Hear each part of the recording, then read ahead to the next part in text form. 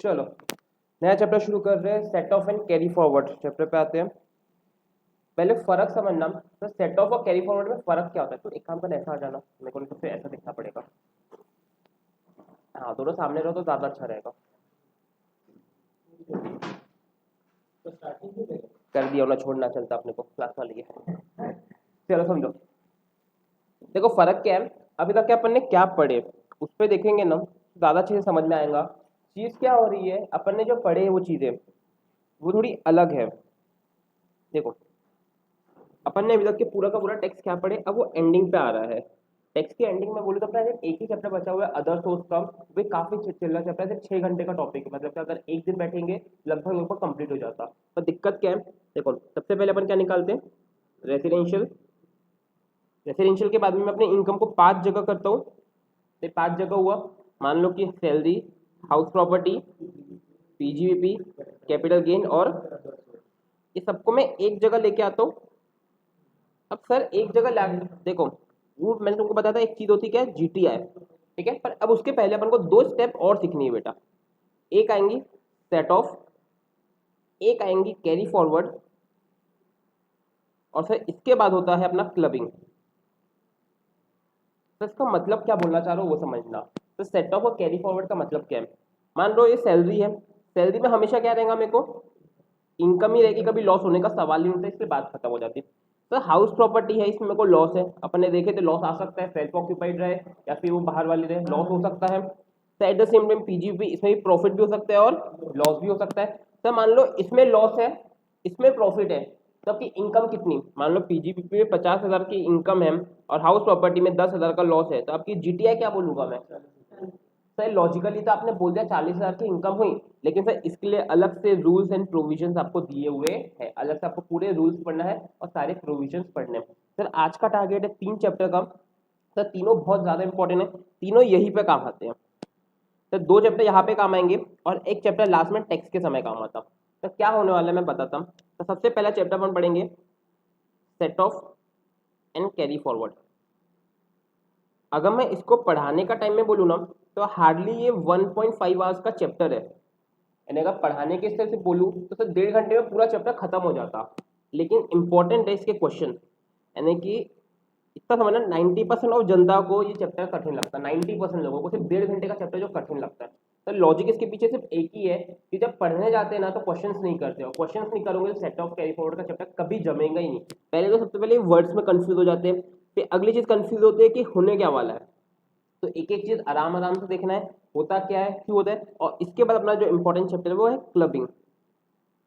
Clubbing बहुत बच्चों वाला चैप्टर है, हार्डली 1 से 1.5 घंटे का टॉपिक है। वापिस से 1 से 1.5 घंटे अगर मैं पढ़ा दूं इसको तो इसके क्वेश्चन भी आधे घंटे में हो जाते हैं, कोई भी ऐसा दिक्कत आने वाली नहीं है। तो एग्जाम पॉइंट ऑफ व्यू से बोली तो गारंटी से 5 से 6 मार्क के क्वेश्चन तुम एक्सपेक्ट कर सकते हो at any point of time. यानी कोई भी एग्जाम में कम से कम 5 से 6 मार्क के क्वेश्चन आपको इससे मिल जाते हैं। शुरू करते हैं, पहले वर्ड से समझना, set of and carry forward. Sir अब मेरे को बताऊंगा, जब तुम सेट ऑफ की बात करते हैं और जब तुम कैरी फॉरवर्ड, तो सेट ऑफ शायद वर्ड थोड़ा अजीब लगे, पर कैरी फॉरवर्ड आपने बहुत बार सुना है। सर कैरी फॉरवर्ड वर्ड कब यूज होता, क्या बोला वापस से, गलत, नहीं सही। देखो कैरी फॉरवर्ड मतलब क्या होता है, लॉस को नेक्स्ट ईयर लेके जाना। बात समझ में आ रही है, यहाँ पे अपने लॉस को कहाँ लेके गया बेटा, अगले साल लेके गया। और ये क्या है, लॉस को उसी साल प्रॉफिट से क्या करना है, सेट ऑफ करना है। मतलब कि उसको प्लस माइनस जो भी है वो करना है। पक्की बात समझ में आ रही है। तो क्या बोला मैंने, दोनों में फर्क क्या है। तो ये फर्क जो समझ में आ गया ना, तो आधा तो मेरी मेहनत यहीं पे खत्म हो जाएगी। तो क्यों, क्योंकि सर हम लोग जब पढ़ते थे ना, हम लोग यही सोचते रहते थे सर सिर्फ सेट ऑफ और कैरी फॉरवर्ड के रूल क्यों नहीं है। तो कैरी फॉरवर्ड के, क्योंकि इसके रूल काफी अलग है और इसके भी रूल काफी ज्यादा अलग है, यानी अलग अलग चीजें हैं। शांति से एक एक चीज देखेंगे तभी चीज समझ में आएंगे, नहीं तो सब कुछ सर के ऊपर जाने वाला है। पक्की बात है, आगे बढ़ते हैं। सर जब मैं सेट ऑफ की बात करता हूँ, जब मैं किसकी बात करता हूँ, तो इसके कुछ रूल्स है सर। तो इसके क्या है रूल्स, यहाँ पे डायरेक्टली बोला गया है, any head income, any head loss can be set off against other head loss. यहाँ पे क्या बोला गया, सेट ऑफ आपका कोई भी हेड के लॉस का आपका लॉस हो सकता है, लेकिन सर सबसे पहले ये समझना जरूरी है सेट ऑफ की प्रायोरिटीज क्या क्या है, कब कौन सा लॉस पहले सेट ऑफ होगा। तो सबसे पहले होगा इंट्रा हेड। अब सर ये इंट्रा हेड क्या होता है, और सर एक होता है इंटर हेड। सर जब जीएसटी पढ़ोगे इसके बारे में बहुत ज्यादा पढ़ोगे। क्या हुआ रे, एक सेकंड, पता नहीं क्या हुआ,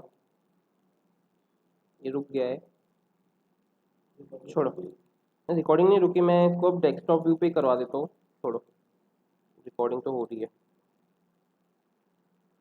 कैमरे का प्रॉब्लम आया, छोड़ो, मेरे को कैमरे से लेना देना तो नहीं। अपन प्रायोरिटी में आते हैं। तो देखो सबसे पहले क्या होगा, इंट्रा हेड, फिर होता है क्या, इंटर हेड। अब तो फर्क क्या पड़ता है इंटर और इंटर में, बात समझना। मेरे दो बिजनेस है, मेरे क्या है, दो बिजनेस है। मेरा एक क्लोथ का बिजनेस है और मैं ट्रेडिंग करता हूँ, अलग अलग बिजनेस है। मेरे को पहले बिजनेस में 3 लाख का प्रॉफिट है और इसमें 4 लाख का लॉस है, 4.5 लाख का लॉस है।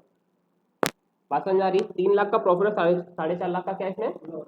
तो सर जी मैं ये हेड के अंदर में सेट ऑफ कर रहा कि हेड के बाहर सेट ऑफ कर रहा हूँ, हेड के अंदर ही सेट ऑफ कर रहा। मतलब सर क्या बोले, कुछ नहीं समझा। तो मैं क्या बोलना चाह रहा, तो जब मैं इंट्रा बोलता हूँ मतलब कि एक हेड के अंदर आपके कितने भी बिजनेस हो, मान लो पीजीबीपी है, तो ये हेड के अंदर मेरे कितने भी बिजनेस हो मेरे को चलेगा, ये हेड के अंदर मेरे कितने भी बिजनेस हो मेरे को चलेगा। बात यानी हो जाती है मेरी कि सर अगर ये हेड में आपकी इनकम है तो सबसे पहले वही हेड की इनकम से क्या होना चाहिए, वो सेट ऑफ होना चाहिए। ये बात समझ नहीं, तो मान लो कि मेरे पीजीबीपी में 2 लाख का प्रॉफिट है और मेरे को हाउस प्रॉपर्टी में 1 लाख का लॉस है, तो सर सबसे पहले बेस पे नहीं जाऊंगा, मैं क्या करूंगा, पहले पीजीबीपी में और कोई लॉस है क्या वो चेक करूंगा, फिर उसको सेट ऑफ करूंगा, फिर ही मैं हाउस प्रॉपर्टी में जा सकता हूँ। अगर मैं आपको एग्जाम्पल के तौर पर बताऊँ, अगर एग्जाम्पल के से बताऊँ मैम, तो 3 ऐसे हैं। मान लो मेरे पास पीजीबीपी है और हाउस प्रॉपर्टी है, मेरे पास में क्या है, एक पीजीबीपी है और एक हाउस प्रॉपर्टी है। अब पीजीबीपी में क्या हुआ, मान लो मेरे पास क्लोथ का बिजनेस और एक ट्रेडिंग बिजनेस है। क्लोथ वाले में मेरे को क्लोथ वाले में मान लो फॉर से लॉस है 3 लाख रुपए का, ठीक है, और मेरे को ट्रेडिंग वाले में फॉर से प्रॉफिट है 1 लाख रुपीज का, ठीक है। और हाउस प्रॉपर्टी में मेरे को लॉस है फॉर से 2,50,000 का। बात समझ में आ रही है।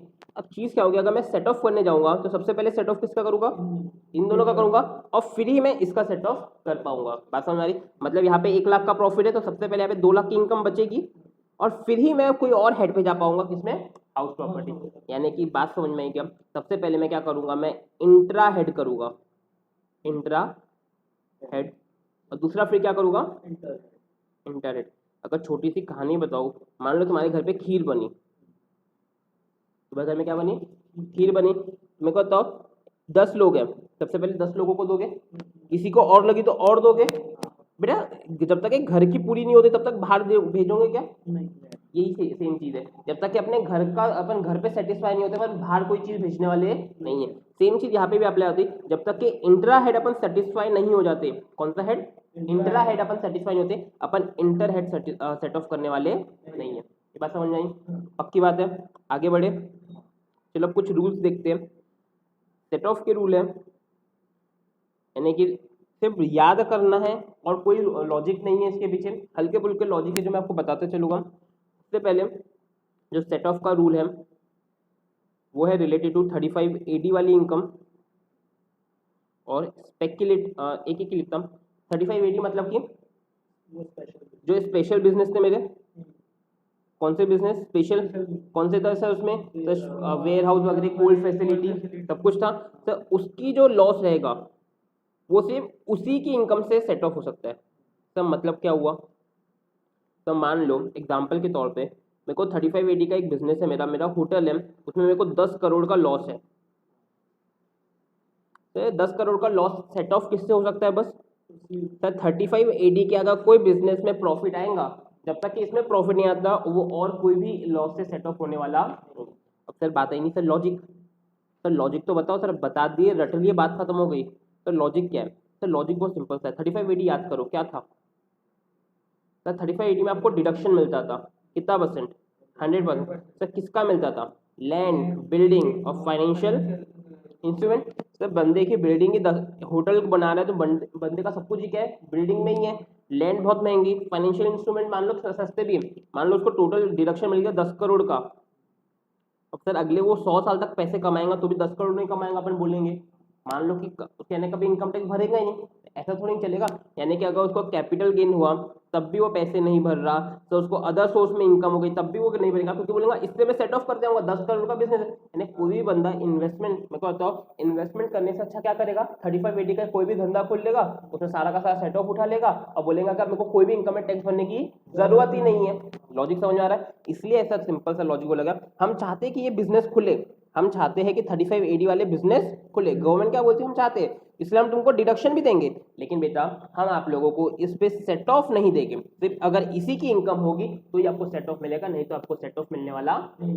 बात समझ में आई बेटा? अभी याद रखना, मैं सिर्फ सेट ऑफ पढ़ा रहा हूं, मैं कैरी फॉरवर्ड पढ़ा नहीं रहा हूं। लॉजिक समझ में आ रहा है?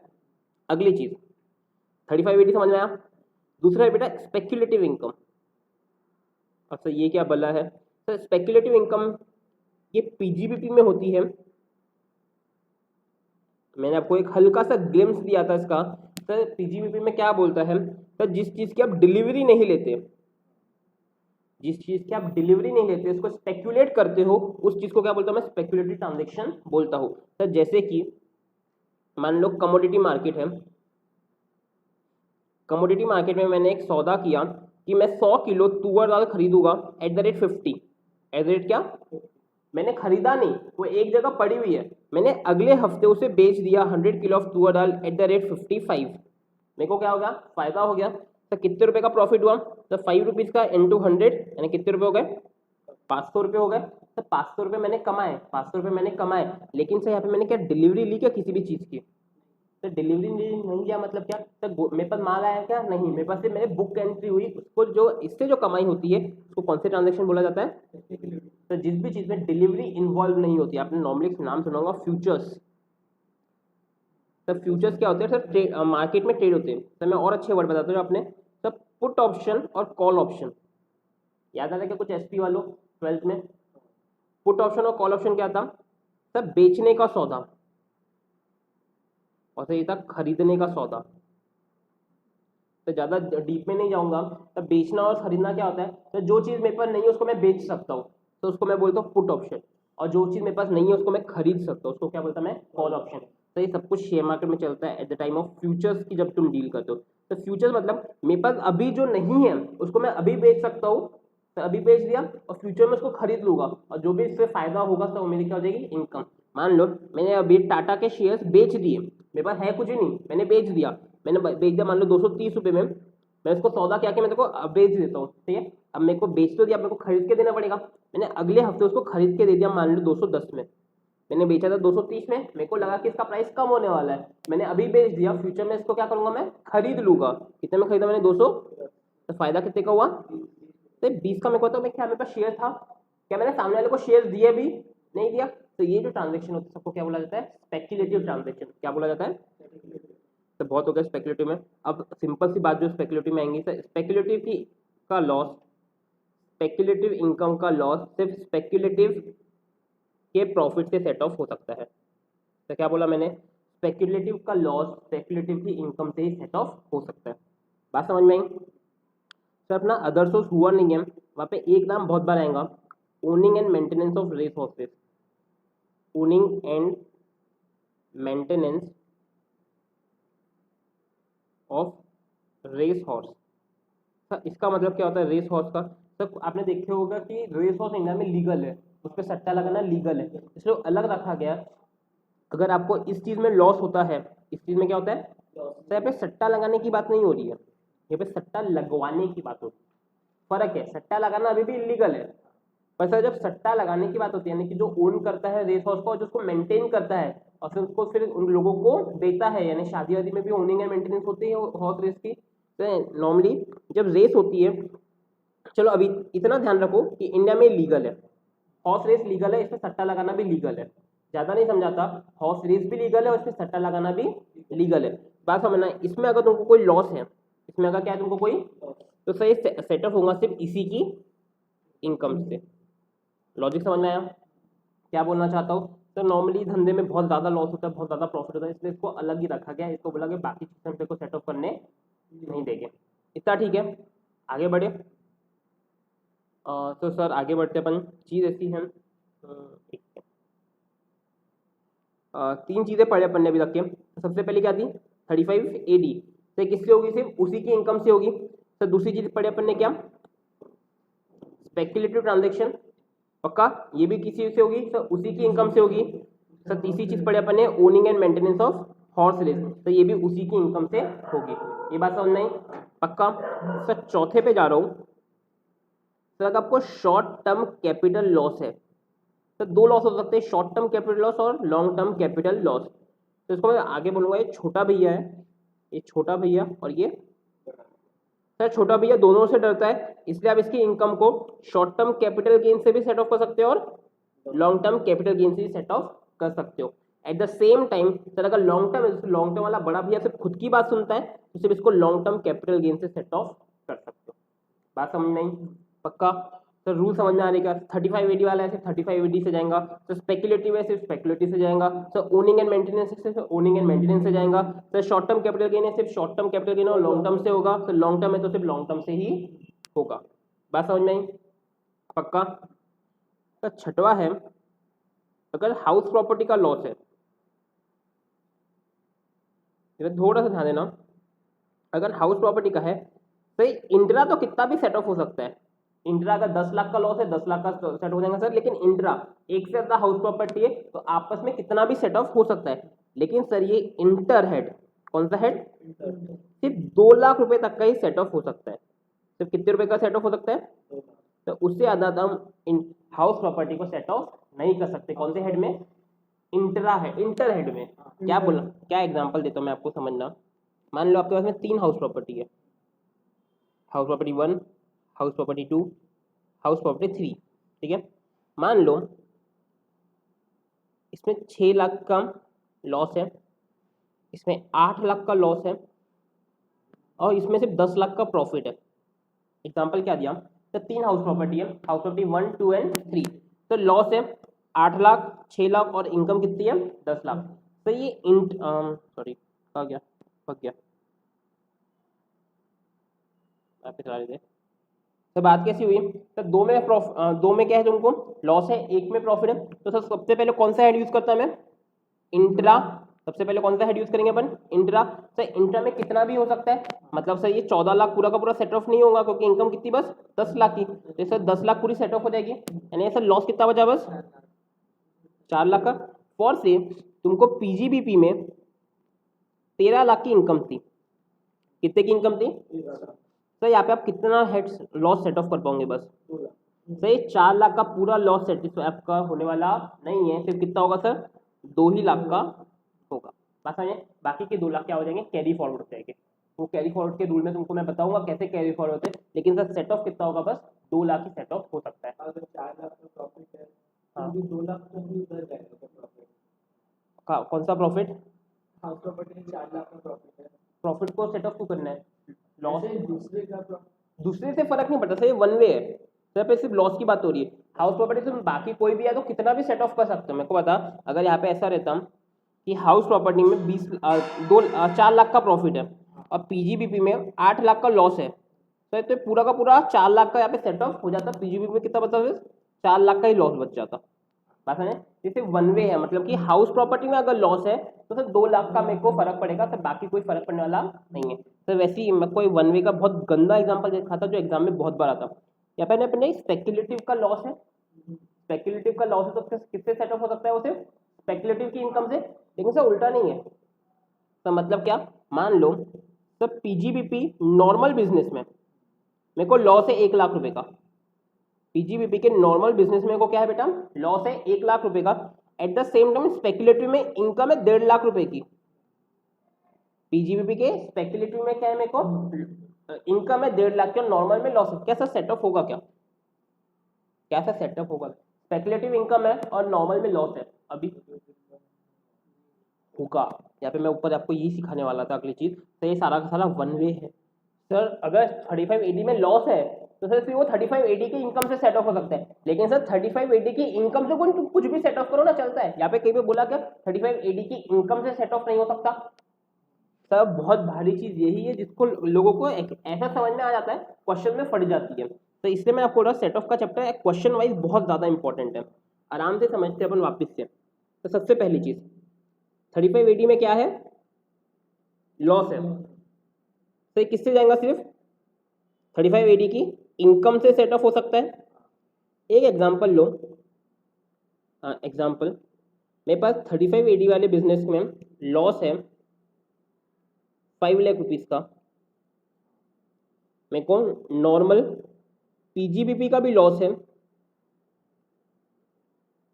ये तो मैं लॉस का साइन दिखा देता हूँ। नॉर्मल PGBP का लॉस है 2 लाख रुपए। और मेरे पास एक और 35 AD का बिजनेस है, उसमें मेरे को प्रॉफिट है सर। उसमें क्या है मेरे को ऑफ लैख 10 लाख, मेरे को 10 लाख का उसमें क्या है प्रॉफिट है। तो सेट ऑफ करने को बोला है आपको क्वेश्चन में। सर सबसे पहली बात मेरे को पता है कि 35 AD का 35 AD से हो जाता है, तो सर सबसे पहले ये सेट ऑफ हो जाएगा। 5 लाख तो सेट ऑफ हो गया, तो बचा कितना? तो इसमें 5 लाख की इनकम अभी भी बची हुई है 35 AD में। सर क्या 2 लाख का सेट ऑफ होगा कि नहीं होगा? मेरे को बताओ, ऊपर के सारे प्रोविजन में कहीं पे ऐसा लिखा हुआ है 35 AD की इनकम से तुम सेट ऑफ नहीं कर सकते? तो ये सिर्फ वन वे रूट है, अगर वापस आओगे तो यहाँ पे पेनल्टी लगेंगी, मार्क्स कटेंगे। बात समझ में आ रही? चालान कट जाएगा तुम्हारा यहाँ पे। तो सीधी सी बात है, यहाँ पे लिख के रखना, ऊपर की जो सारी चीजें सिर्फ वन वे है। मतलब सर 35 AD की अगर इनकम है तो किसी से सेट ऑफ हो सकती है। सर अगर स्पेकुलेटिव की इनकम है वो भी सेट ऑफ हो सकती है, लेकिन सर इतना रखना का 35 AD का लॉस है तो सिर्फ 35 AD की इनकम से होगा। अगर 35 AD स्पेकुलेटिव का लॉस है तो स्पेकुलेटिव की इनकम से होगा। तो ओनिंग एंड मेंटेनेंस का लॉस है तो वो ओनिंग एंड मेंटेनेंस से ही होगा। लॉजिक समझ में आ रहा है? ठीक है, 6 पॉइंट समझ में आएंगे। तो अपन ने अभी क्या पढ़े, तो अपन ने 2 चीज पढ़ी है, धीरे से अपन ने 2 चीज कवर कर चुके हैं। तो सबसे पहले इंट्रा हेड सेट ऑफ। तो इंट्रा घर में सेट ऑफ करेंगे, और सर फिर बाहर जाएंगे, बाहर जाके क्या करेंगे, इंटर हेड सेट ऑफ करेंगे। और सर उसके बाद भी लॉस बच गया, तो उसको क्या कर देंगे, आगे कैरी फॉरवर्ड कर देंगे। उसको आगे क्या कर देंगे, कैरी फॉरवर्ड। बात समझ में आ रही? सब कुछ आसानी से लॉजिकली समझ में आ रही? सर कैसा क्यों हो रहा है? तो याद करना पड़ेगा, कोई और ऑप्शन नहीं है, हर चीज को धीरे धीरे से याद करना पड़ेगा।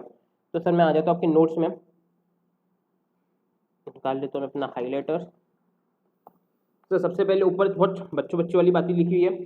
Set of mean setting of current year losses. तो सेट ऑफ का मतलब क्या होता है, करंट ईयर के लॉस को मैं वो करूंगा विद करंट ईयर की इनकम।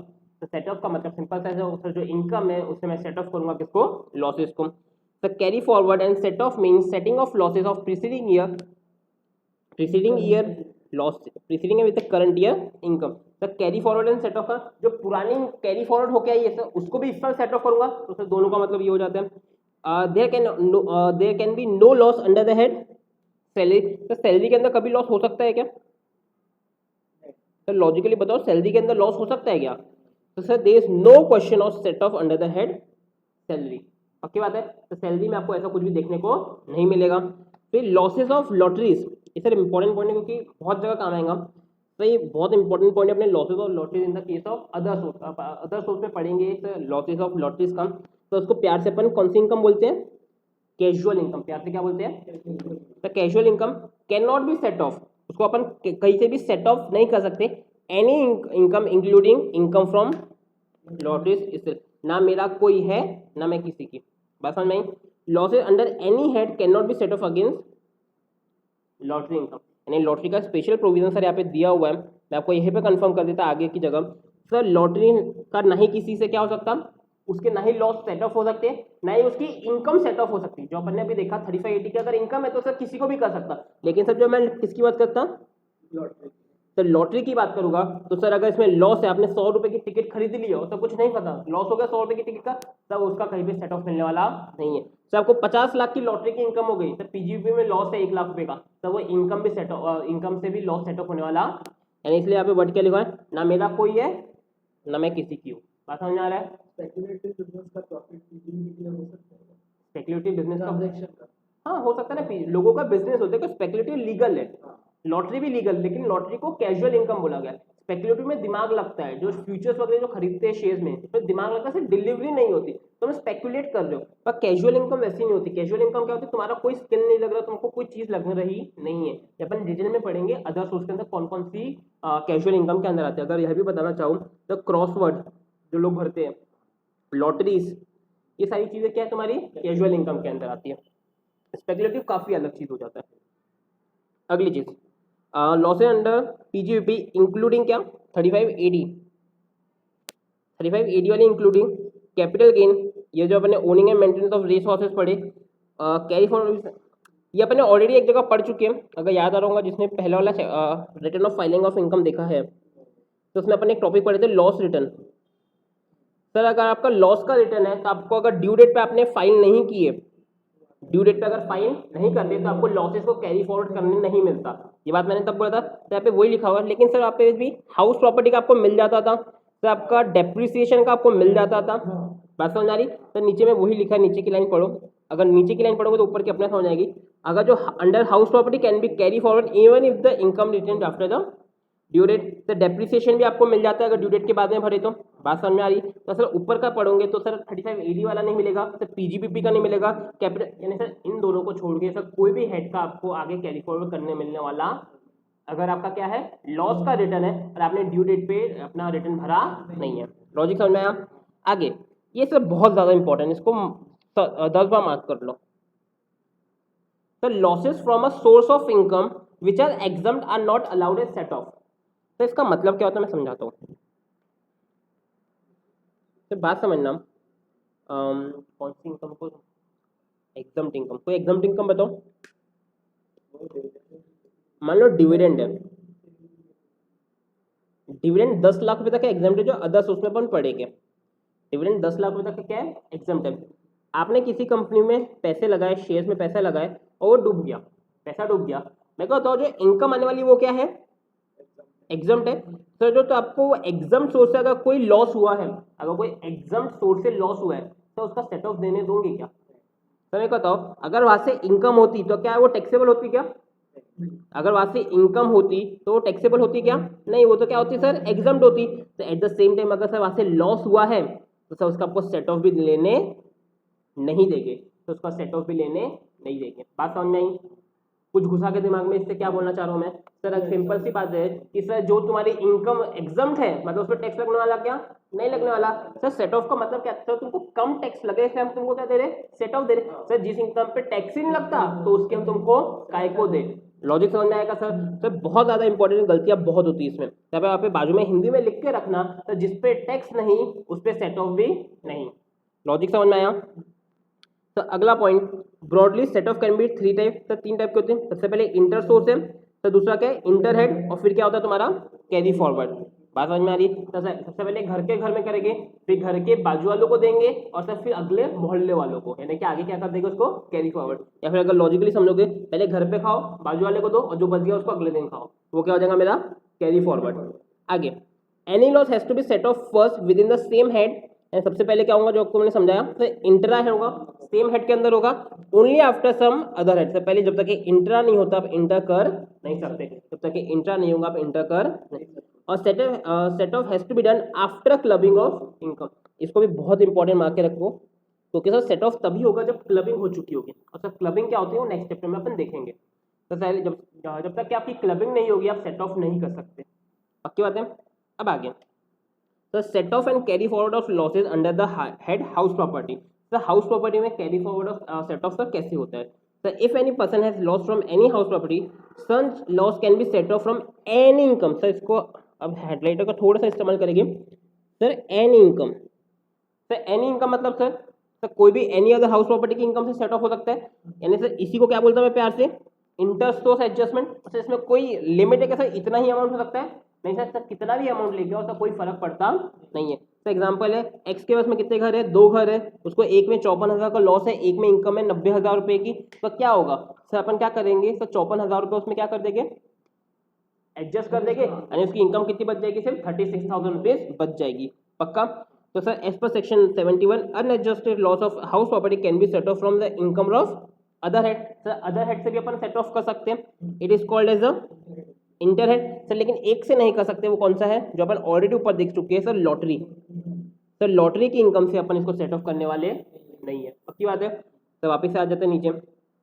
मिस्टर एन है, उसको लॉस है हाउस प्रॉपर्टी में 2 लाख रुपए का, उसको बिजनेस और प्रोफेशन से क्या है, प्रॉफिट है 8 लाख रुपए का। In this case loss is allowed to set off but it has any casual income, loss can not set off from casual income. यानी सर, और मैं को बताऊं, अगर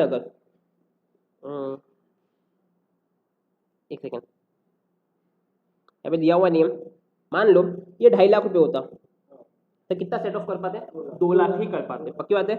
the unadjusted loss under the house property is allowed to be carry forward to the, अभी तक जो अपने पढ़े क्या पढ़े सर, सेट ऑफ का रूल्स पढ़े, ठीक है। अब जो रूल आ रहे हैं क्या रूल्स, कैरी फॉरवर्ड। सर जब मान लो किसमें बच जाता, मान लो पीजीबी में 1 लाख का ही प्रॉफिट है और हाउस प्रॉपर्टी में 1.5 लाख का लॉस है, तो यानी 1 लाख तो हो गया तुम्हारा गया, लेकिन 50,000 का लॉस अभी भी बचा हुआ है, तो उसको क्या करूंगा मैं, कैरी फॉरवर्ड। तो जो अनएडजस्टेड लॉस है किसमें, हाउस प्रॉपर्टी में, उसको क्या कर सकता हूं मैं, कैरी फॉरवर्ड कर सकता हूं, किसमें सर, सब्सिक्वेंट ईयर्स में, पक्की बात है। But for a maximum period of 8 years. तो कितने साल तक आप कैरी फॉरवर्ड कर सकते हो, तो 8 ईयर गिनना कब से, तो 19-20 का लॉस है तो कितने साल तक कर सकते हो, 21, 22, 23, 24, 25, 26, 1 2 3 4 5 6 27 और 28, तो यानी कि 28 तक के आप कर सकते हो। अगर एग्जाम यानी कि जब तुम बुक से पढ़ोगे ना तो बुक में थोड़ा कंफ्यूजिंग लैंग्वेज है, क्योंकि वो असेसमेंट ईयर से गिनता है, तो आप ध्यान रखना वो असेसमेंट ईयर से 8 साल गिनेगा तो भी कोई दिक्कत होने वाली नहीं है। आप लोग प्रीवियस ईयर से गिनो 8 साल या फिर असेसमेंट ईयर से 8 साल गिनो, कोई फर्क पड़ता नहीं है। लेकिन सर आपको ये 27-28 की प्रीवियस ईयर तक ही आपको सेट ऑफ करने मिलने वाला है, कितने साल तक के, 8 साल। तो आपको पूरे कैरी फॉरवर्ड में या तो 8 साल मिलेगा या तो 4 साल या फिर इनफाइनाइट टाइम। मैं आखिरी में चार्ट बना के दूंगा सर अच्छे से, लेकिन ये 3 ही साल है आपको पूरे उसमें। Starting from the year subsequent to in which the loss was incurred, यानी 19-20 का लॉस था, उसके बाद 8 साल तुम कर सकते हो, फिर कोई भी साल में सेट ऑफ कर सकते हो from the income under the head only house property. अब ये पॉइंट है जहाँ पे मैक्सिमम लोग गलती करते हैं। तो मैक्सिमम लोग गलती करते हैं, इसका मतलब क्या हुआ, तो क्योंकि सर कैरी फॉरवर्ड में हर जगह यही रूल है कि जब कैरी फॉरवर्ड करोगे तो तुम उसी की इनकम से उसको सेट ऑफ कर सकते हो, एक्सेप्ट 2-3 एक्सेप्शन है, मैं तुमको समझाता कैसे। सर मान लो सबसे पहले क्या होगा, इंट्रा हेड, फिर क्या होगा सर, फिर क्या होगा, पक्की बात है सर, इतना ही होने वाला है। सर मान लो जब मैं इंट्रा हेड की बात बोलता, मान लो हाउस प्रॉपर्टी को मैं बेच देता हूँ, इसमें लॉस है, तो क्या होगा सर, सबसे पहले सेट ऑफ किससे होगा, हाउस प्रॉपर्टी होगा।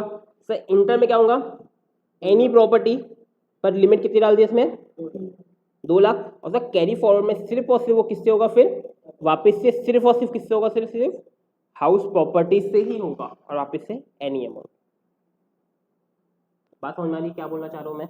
तो ये गड़बड़ है जिसमें लाखों लोगों का, मैं जितने सीए करते ना उनको ये चैप्टर में गारंटी तकलीफ रहती है, कोई भी से पूछ लो। तो क्यों रहती है, क्योंकि सर ये पूरा तीनों चीज एक साथ नहीं पढ़ते। तो चीज कहते हैं जब वो इंट्रा देखेंगे तो सिर्फ हाउस प्रॉपर्टी से करनी है, तो जब इंटर की बात करेंगे तो सर वो कोई भी हेड से कर सकते हैं, लेकिन जब वापस से कैरी फॉरवर्ड होगा तो कैरी फॉरवर्ड में रूल अप्लाई होता है कि सिर्फ किसी से कर पाएंगे, सिर्फ वो खुद से ही कर पाएंगे, दूसरे से हेड से, इवन दो उसमें फिर इनकम होगी तो भी तुम उसको सेट ऑफ कर नहीं पाओगे। बात समझ में आई, पक्का। आगे बढ़ते हैं। तो यहाँ पे खत्म हुआ अपना कौन सा हेड, कौन सा हेड खत्म हुआ बेटा, तो बचा हुआ है where in respect of any assessment year the net result of computation under the income from house property is the loss and the assessee has income assessable under any head other head of income, the assessee shall not entitled to set off any loss to the extent of amount exceeds 2 lakh. मतलब वही बोला गया कि sir आप जब वो inter head करोगे तो सर मैक्सिमम कितना कर सकते हो, 2 ही लाख कर सकते हो, उससे ज़्यादा आप कर नहीं सकते। बात समझ आई, आगे बढ़े। तो यहाँ पे खत्म हुआ मेरा कौन सा हेड, हाउस प्रॉपर्टी। अगला हेड पकड़ता हूँ सर पीजीबीपी। अगला हेड कौन सा मेरा, जिसको मैं प्यार से क्या बोलता हूँ, नॉन स्पेकुलेटिव वाला। सिर्फ स्पेकुलेटिव वाला पीजीबीपी ये नहीं है, 2 टाइप के हो सकते हैं, या तो स्पेकुलेटिव वाला या तो नॉन स्पेकुलेटिव। अभी कौन सा पढ़ रहे अपन, फिर if any person has a loss from any business और profession such loss can be, तो ये सेम टू सेम है जैसा ऊपर पढ़े थे आपने। तो इंटर हेड कितना भी हो सकता है, ये एक बिजनेस में प्रॉफिट, एक में क्या है लॉस है, तो कितना भी सेट ऑफ करो कोई फर्क पड़ता। तो सेम चीज 84,000 का क्या है, इसमें लॉस है, एक में इनकम है 1,30,000 की, दोनों क्या हो जाएंगी सर, सेट ऑफ हो जाएंगी, पक्की बात है। फिर अगर उसकी, अगर मैं को बताऊँ यही केस में यहाँ पे इनकम रहती, मान लो सिर्फ 80,000 रुपये, 4,000 का लॉस बच गया। एट द सेम टाइम इसको इनकम रहती हाउस प्रॉपर्टी में 10,000 की, क्या सेट ऑफ कर पाता, हाँ कर पाता तो क्या हो जाता, वो इंटर हेड सेट ऑफ हो जाता। लेकिन यहाँ पे प्यार से एक चीज दे देगी कि एक्सेप्ट सैलरी, मतलब कि पीजीबीपी का लॉस सैलरी से सेट ऑफ नहीं हो सकता। सैलरी से सेट ऑफ नहीं हो सकता। सर ऐसा क्यों? तो नॉर्मली गवर्नमेंट बोलती है जो सैलरी इनकम कमा रहे हैं वो उसको बिजनेस नहीं करना चाहिए, और अगर कर रहे हैं तो कुछ ना कुछ तुम घोटालेबाजी कर लो नॉर्मली, क्योंकि उसका इतना समय ही नहीं कि सैलरी के साथ में अपना बिजनेस भी कर पाए। बात समझ में आ रही? वो सैलरी के साथ क्या कर पाए, अपना बिजनेस भी कर पाए। एक सेकंड में इसको थोड़ा सा पॉज